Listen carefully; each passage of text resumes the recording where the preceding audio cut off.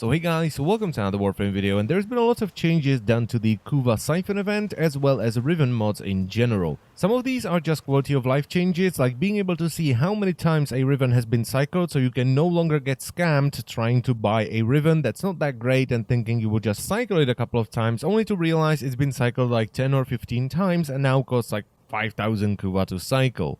And another way of scamming people with Riven mods has also been addressed, because now when you cycle a Riven, it does not become veiled. It's only veiled when you initially get it. Because previously, when someone got a Riven for a really bad weapon, they would just cycle it and sell it as a veiled mod, and then you would buy it and realize it's for like the laser rifle or something. And as you can see on the screen right now, when you cycle a mod now, you will have a choice. You can either take the old mod and simply do not cycle it, which will still consume the Kuva, or you can take the new version of the mod. And this is pretty damn good. I would still like to see a system where we can only cycle like 1 or 2 attributes, maybe make it more expensive, but this is still better than the original system, because now when you have a decent mod, you can cycle it without being worried that you're gonna end up with like minus damage and minus flight speed for a bow. Because if that happens, yes, you just use a lot of Kuva, but you can still take the previous version.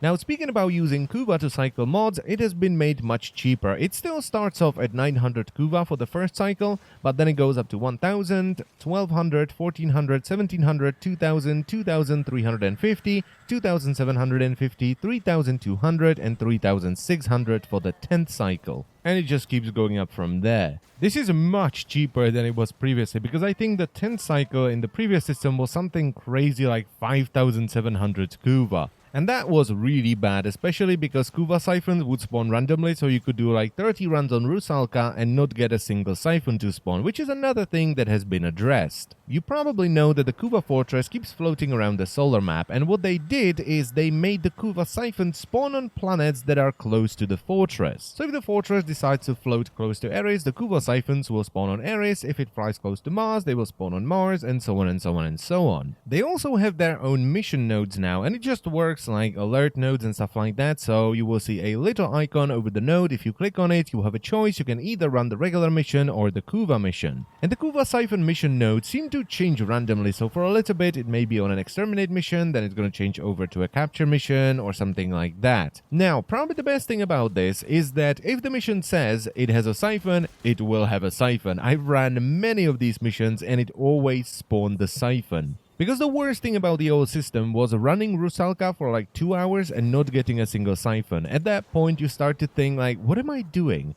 I am running the same mission over and over and over again. I am not getting any rewards, and I don't even know if the Siphons still spawn in here. And I stopped farming Kuva because of this very reason. I would be there for 2 hours, I wouldn't get a damn thing, and I would feel like I just wasted a hell of a lot of time. So thank God for this change. It also allows you to run different tile sets, so you don't run the Grenier Galleon over and over and over again. Although the Eris tile set does need a lot of work, because this room, for example, which is mostly black and red, is pretty bad for locating Kuva clouds which are black and red. Also because it's a corpus room that's been broken down and it's been overgrown by the infestation, there is a lot of places where you can clip through the floor and fall through the world, and sometimes the unstack command doesn't work.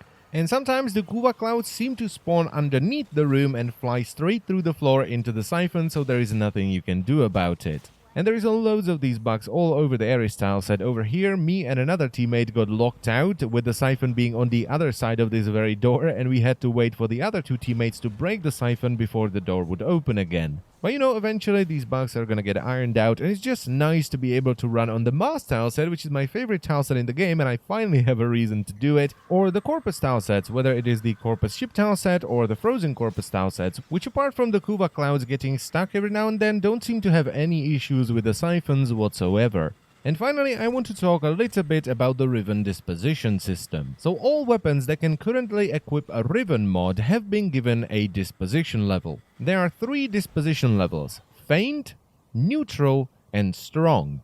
This disposition level is based on how much the weapon is used by players. So weapons that have strong disposition aren't being used at all, weapons that have neutral are kind of being used but not too much, and weapons that have faint disposition are being used a lot. One thing I don't understand about this disposition system is that you can only see the disposition of a weapon if you have a Riven for it. You can't see it without one.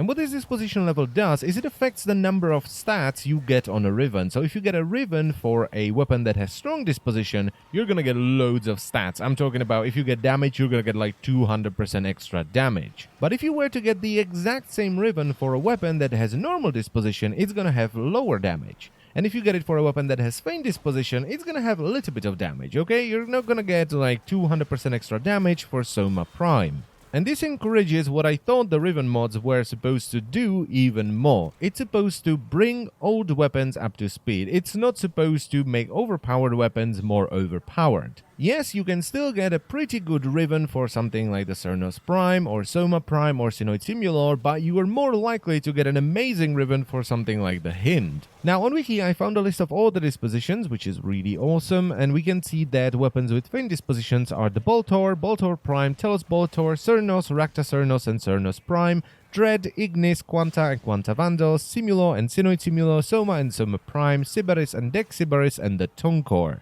Weapons with neutral disposition are the Amprex, Bratten, MK1 Bratten, Bratten Vandal and Prime, Grakata and the Prisma Grakata, Lanka, Latron, Latron Prime and Wraith, Paris, MK1 Paris and Paris Prime, Rubico, Snipetron and Snipetron Vandal, Vectis and Vectis Prime, Zar and the Zeuch. And weapons with strong disposition, so the ones that are gonna get the strongest Rivens are the Attica, Burston and Burston Prime, Buzzlock, Daiku, Dara and Daravando, Death Machine Rifle, Flux Rifle, Glaxion, Gorgon, Prisma and the Wraith version, Grinlog, Harpag, Hint, Karak and Karak Wraith, Laser Rifle and the Primed version, Mitre, Mutalis Cernos, Mutalis Quanta, Ogris, Opticor, Panthera, Parasis, Penta and Secura Penta, this might be interesting, the Stinger, the Stradavar, Supra, Synapse, Tetra and Prisma Tetra, Tiburon, Torrid, Volcar and Volcar Wraith, and finally the Volclock. Sheesh, I can't believe I just did that. Good job, mate.